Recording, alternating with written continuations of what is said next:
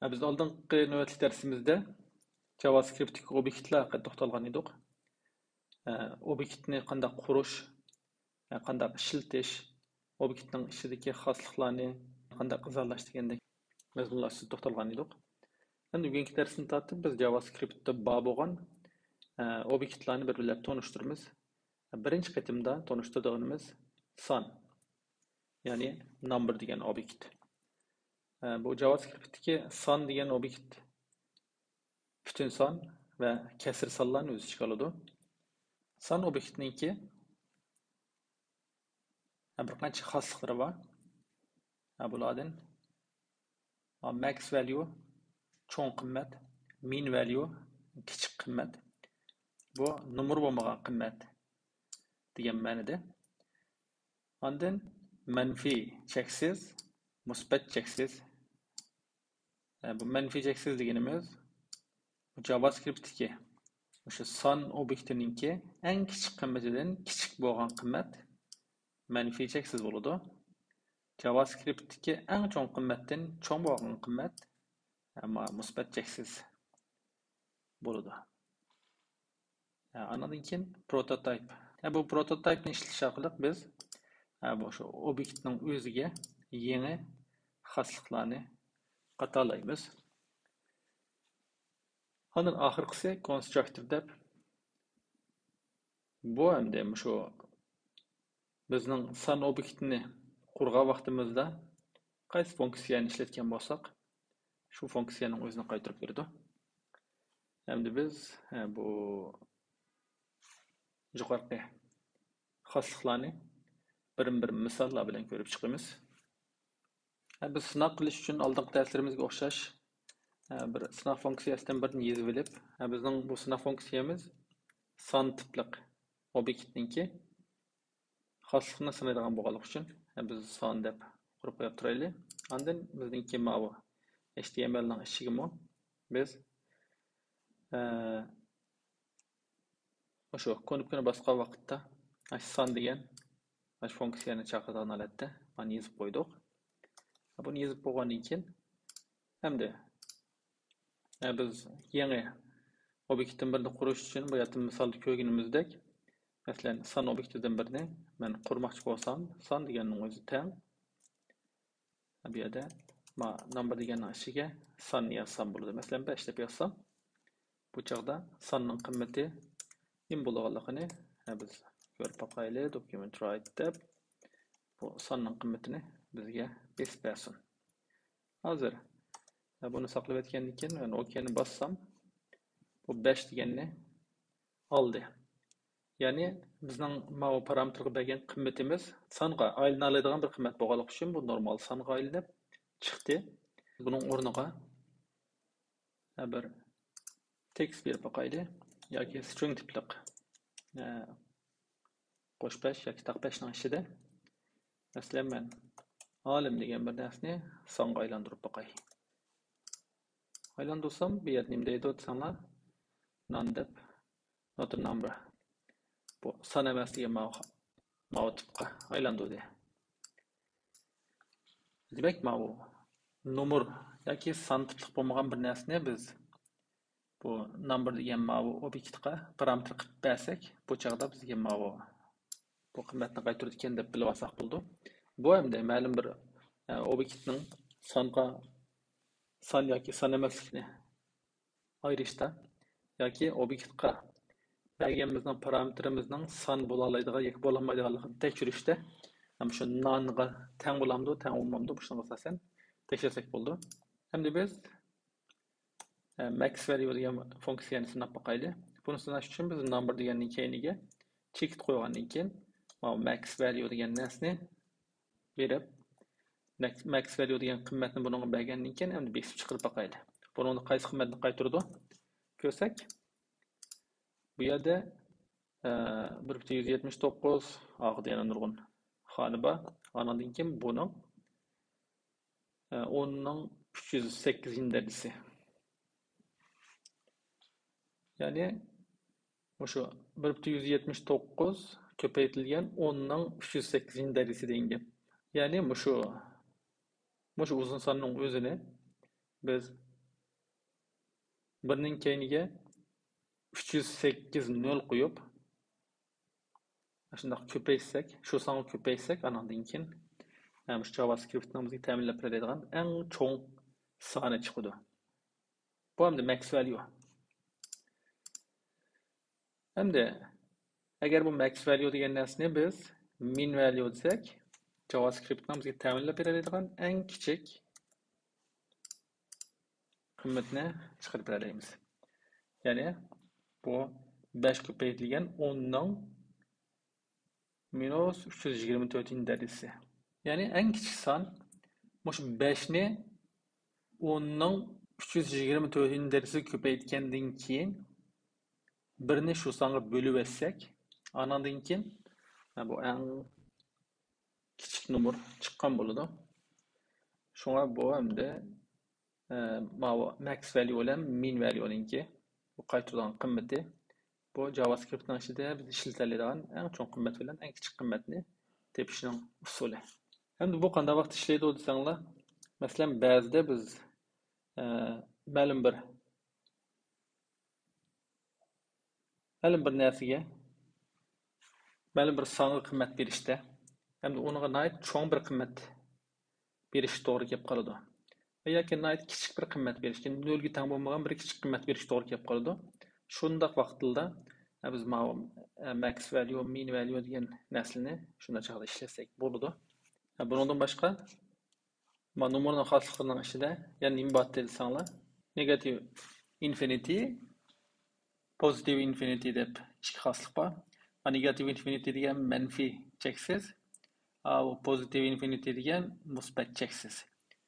Endi buning qiymatini bossak nima chiqadi qarab boqaylik.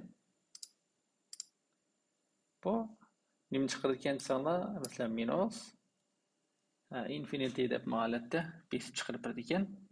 Endi buni positive infinity ga o'zgartirsak,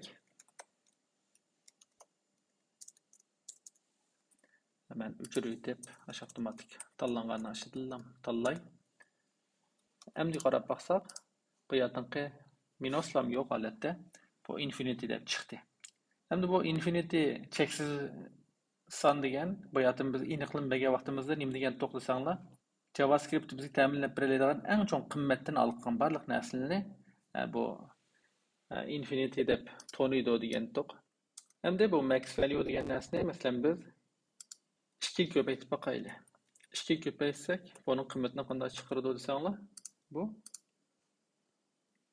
infinity deb chiqadi. Agar buni biz minus max value deb bersak, buni andan keyin 2 ko'paytsak, bu qanday chiqardi qarab boqaylik. Bu minus infinity deb chiqardi ekan. Ya'ni bu JavaScript'dagi musbat cheksiz, manfiy cheksiz degan qiymatlar şu JavaScript'ning eng cho'ng chekidan olib ketgan sonlarni shuna ifodalash uchun ishlatildi ekan deb bilib olsak bo'ldi. Endi bu yuqorqi xosliklardan boshqa biz prototype deganni bir xoslikni, obyektning prototype degan xoslikni qanday ishlatamiz? Endi buni sinash uchun biz oldingi darsda ishlatgan shu yangi obyekt quradigan funksiyadan birini yozib olaylik. Masalan, men kitob deb obyektdan birini qurmoqchi bo'lsam, buningga bunday funksiyadan birini yozib olsam bo'ldi. Kitob deb buning ichiga men mavzu, autor deb ikki parametr qo'yay. Ondan bu parametrlarga qiymat bersa, men bu funksiyamninki mavzu degan xoslikning o'zi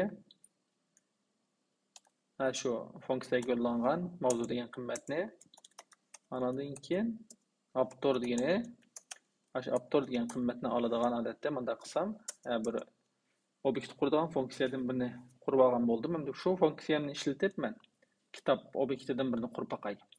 Yangi obyekt qurish uchun qanday qilamiz? Bu yangi obyektga bir ism qo'yamiz. Masalan, kitobim deb ism qo'ydim.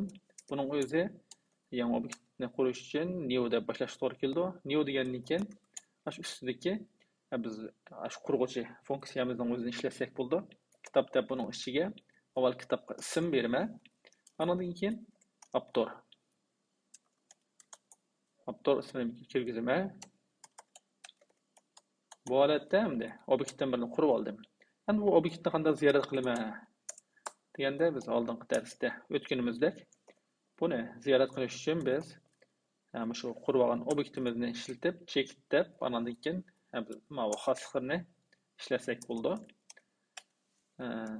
Ikki xoslikning orasiga bo'sh o'rin qo'yib etdim. Kitobim Abdur. Endi buni ijro qilib ko'rib baqsak hozir. Mana o'z deb Abdurrahim O'tkir deb bu kitob bilan kitobning avtorini chiqarib berdi. Endi prototype deganni ishlatish uchun bizning bu funksiyani yozishdan maqsadimiz prototype degan xoslikni sinash.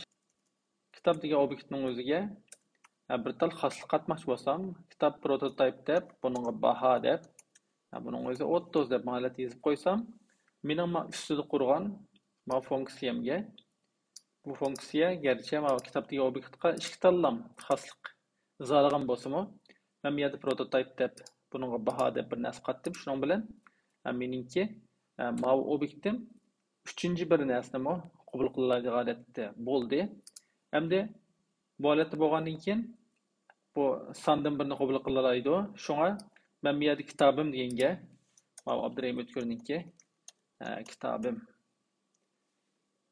Mana izlaganni men kitobim deb qurib olgan obyektning o'ziga baho deganga bu yerda qayta qimmat bera olaman masalan. Qayta qimmat bersam, bu yerda 30 deb. O chaqda endi yana bo'sh o'rin qo'yib, kitobning bahosini besib chiqarsak, kitobim baho deb. Hozir mana bu biz bu funksiyaning o'zida izolamagan 3-chi bir xoslikni ishlata oldik.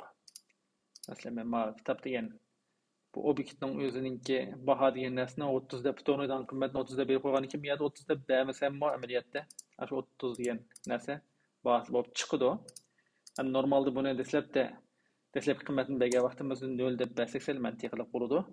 Andan keyin har bir kitobningki bahosiga asosan uni o'xshamaydigan qimmatlarni mundaq o'zgartirib bersak bo'ldi. Endi bu prototype degan bu xoslikni ishlatish usuli. Endi yana birisi constructor degan bir xoslikni ko'rgan to'q qo'yatdi. Endi constructor degan narsa bizning shu obyektimizning qaysi funksiya bilan qurilganligini, qanday shaklda qurilganligini chiqarib beradi. Masalan, men bu kitobim deganning keyiniga bu yerda constructor deb bu constructor degan bu qimmatni chiqarib baxsam, buni chiqadigan narsa function kitob deydi. Buningda mavzu autor deb mush funksiya orqali bu kitobim degan bu obyekt qurildi demakchi bu yerda. Ya'ni constructor degan xoslikni ishlatsak, bizning obyektimizning qaysi funksiya bilan qurilganligini bizga deb beradi. Endi bu sonlarni aylantirishda, sonlarni formatlashda, buningki shaklini o'zgartirishda ishlatiladigan bir qancha xil biz funksiyalar bilan yoki metodlar bilan tanishib chiqamiz. Masalan, biz mana p deb bir tal qimmat berib olaylik. Bu qimmatni bergandan keyin endi bu qimmatni biz sonlarni aylantiradigan har xil funksiyalar bilan sinab boqaylik. Birinchi qatimda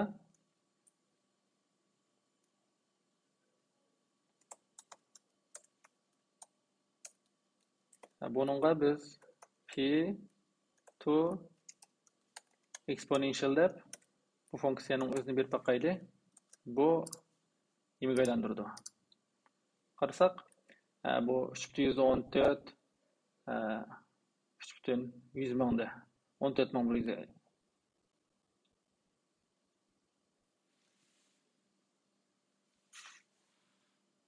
Dastlab qatamda buni bir ko'rsatkich funksiya shaklida 3,114 ko'paytirilgan e'ning 0'indagisi ko'paytirilgan 10'ning 0'indagisi bu shaklda ko'rsatadi. Hamda agar buning ichiga biz qimmat bersak, masalan 1 deganni bersak, bu nima chiqadi desanglar? Bu mana qo'lliq kasr chekitidan keyin bir lamxonni ko'rsatadi ekan. Agar 2 desak-chu, bu 2 xonni ko'rsatadi. Agar bizning mana sonimiz 31 bo'lgan bo'lsa, bu 10'ning 1-chi darajasi shaklida mundaq plus 1 shaklda ko'rsatdi. Agar 314 bo'lgan bo'lsa, bizning sonimiz bu chaqda bu exponential degan narsa ko'rsatkich shaklida ko'rsatilganligi uchun bu hamda 10'ning 2-chi darajasi. 314 e plus 2 degan amaliyotda 314 ko'paytirilgan 10'ning kvadrati yoki 10'ning ikkinchi darajasi degan gap. Bu şekilde formatlab berdi sonlarni. Shunga mana bu exponential degan funksiyaningki roli shundaq bu sonlarni ko'rsatkichlik holatda o'nliq asosiy ko'rsatkich funksiyaga aylantirib berganini tushunib olsanglar bo'ldi. Endi bu hamda bizningki kundalik ehtiyojimizda jiq ishlatilmaydi bu funksiya. Chunki bu ko'rsatkich shaklida ko'rsatmaymiz normalda. Shunga biz endi normal ishlaydigan masalan fixed degandek funksiyalar bizga qatish mumkin. To-fix desak, endi to-fix degan bu nimaga aylantirdi desanglar, biz avval bunga hech qanday qimmat bermay parametrga quruq holatda sinab boqaylik. O'qsak, mana 314 1459 degan narsaning o'zini 314 ga aylantirdi bu. Hemen mana yani 314 deganga kelib qo'yay. Qaranglar. Bu 3 degan qimmatni ham oldi. Masalan, butun qismini ham oldi ekan desanlar bo'ldi, to fixed deb. Buni bu holatda parametrga qimmat bermasanglar, bu parcha qismini tashlab etib, ashuna butun songa aylantirib qo'ydi, kasr sonni. Agar 1 desak, bu qanday qilib o'tsanglar, o'nliq kasr chekdidan keyin 1 xona. 2 desak, 2 xona. 3 desak, 3 xona ep qoladi. Shunga endi mana sonlarni o'nliq kasr chekdidan keyin manchi xona ko'rsatay desanglar, buni endi shu to-fix deb musholatda formatlasanglar, shu to-fixning ichiga xona sonini bersanglar, shu endi o'nliq kasr chekdidan keyin necha xona elishni belgilaydi. Masalan, men mana agar 5 xona desam, bu endi 4 asli mana 59 dur, 59 deganninki mana 59 da mana bu 5 ni cho'ng bog'liq uchun mana 6 qilib holatda putlab etmadi. Bu endi to-fix degan funksiya. Endi sonlarni aylantirishdagi yana bir funksiya nima desanglar, to-fix ga yaqin keladigan yana bir to precision deb to precision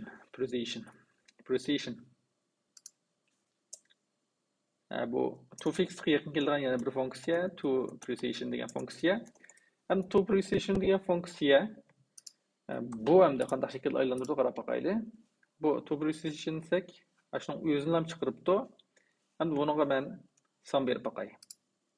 Bunga qimmat berib boqsak, 1 desak 3 deganning o'zini oldi. 2 desakchi, 2 desak 3 bilan 1 ni ham oldi. Ya'ni bunga necha son bersanglar, bu hamda kasr qismi ve butun qismi bo'lib shuncha xona oladi. Masalan, men 4 xona desam, bu hamda butun qismi 1 xona, parcha qismi 3 xona bo'lib, shunday 4 xona oldi. Agar mana sonining o'zi 31 butun 10 mingda 41400 100 mingda 41459 bo'lgan bo'lsa, bu 4 desam 31 butun 141 ni elish kerak. Hamda qaranglar. Shunga mana to-fix degan narsa o'nliq kasr chekdidan keyingi xona soniga qaraydi. Mana to precision degandiki, mana numar bu ham o'nliq kasr chekdidan sol tarafidagi ham o'ng tarafidagi ishlisini qo'shgan vaqtda shuncha xonani ko'rsatgan deb boshqa bilsanglar bo'ldi. Shunga bu hamda to precisionning ishlatilishi. Endi bundan boshqa yana ko'p ishlatiladigan format funksiyasidan sonlarni formatlashda to local string deb local string deb aylantirsak, local string degan nima desa, hamda har qaysi davlatniki bu sonlarni formatlash shakllari o'xshamaydi. Masalan, ba'zi davlatlarda o'nliq kasr chekdi o'rniga pesh ishlatadi. Ba'zi davlatlarda o'nliq kasr chekitiga shu chekit ishlatadi degandek. Turkiyada masalan pesh ishlatadi. Unda bo'lgan ekan to local deb holatda aylantirsak, agar bizning hozir sistemaning tili Türkçe bo'lgan bo'lsa, u peshga o'zgargan bo'ladi. Mening sistema tili hozir inglizcha bo'lganligi uchun bu mandaq chektalar ko'rsatdi. Shunga bu local string deganni ishlatsanglar, to'g'ri ko'rgishninki shu rayni, qaysi rayon to'g'riliq bo'lsa, shuninki xoslik bo'yicha nomerlarni formatlab ko'rsatib berdi. Endi nima diqqat qilsanglar, bu 31 415 deb bu 3 xona olibdi. Bu holatda qarasanglar, shu Alloh keltirishdan keyingi xona soni masalan 3 deb belgilanibdi ma'noda. Bu hamda bu local string deb olsanglar, bu holatda bunda o'qishchan nomerga aylantiradigan bo'lgandan keyin Alloh keltirishdan keyin bekcha qimmat qo'ymaydi. Shu ishlam xoni qo'ydi. Shunga Alloh keltirishdan keyingi nomerlarning sonini o'zingizlar xohlagancha belgilamoqchi bo'lsanglar, buni shu toFix orqali qilsanglar yaxshi bo'ldi.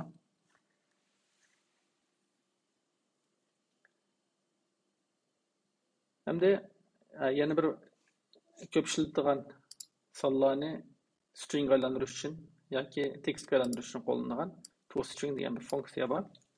Buni biz sonlarni tekstga aylantirish uchun ko'p ishlatamiz. Shuni buni bilib olganda yaxshi. toString desak, endi bu toStringninki normal P bilan bunda farqini bilish uchun biz bunda bir tajriba ishlab boqaylik. Biz mana P deganni bosib chiqarsak, hozir o'xshashlar bu narsa chiqdi. Endi P ga agar 1 ni qo'shsak, bu 4,14 degan qimmatga o'zgardi. Endi biz agar P deganning o'zini toString deb bu tekstga aylantirayotgandan keyin 1 ni qilsak qanday bo'ladi desanglar, bu 314 degandan keyin eng oxirgi xonasini keyiniga 1 degan narsani akib qo'ydi.